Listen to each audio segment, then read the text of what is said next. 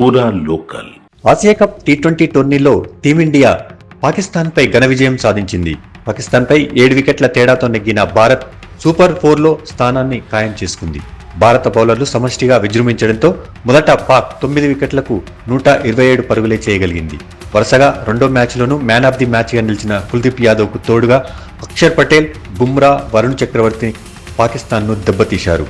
Opener Saheb జాదా, Farhan, tail-ender Shaheen Shah Afridi పోరాడకుంటే Pakistan ఆ మాత్రం score అయినా చేసేది కాదు. కెప్టెన్ సూర్యకుమార్ యాదవ్, అభిషేక్ శర్మ, తిలక్ వర్మ మెరుపులతో లక్ష్యాన్ని భారత్ 15.5 ఓవర్లలో 3 వికెట్లు మాత్రమే కోల్పోయి ఛేదించింది.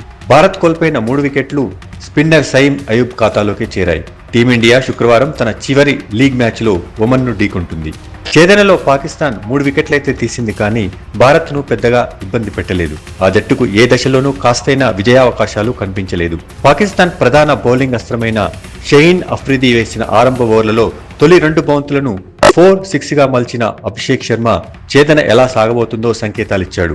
మరో ఓపెనర్ శుభమన్ గిల్ దూకుడుగా బ్యాటింగ్ ఆరంభించాడు. స్పిన్నర్ అయూబ్ వేసిన రెండో ఓవర్లో వరుసగా 2 4లు కొట్టాడు.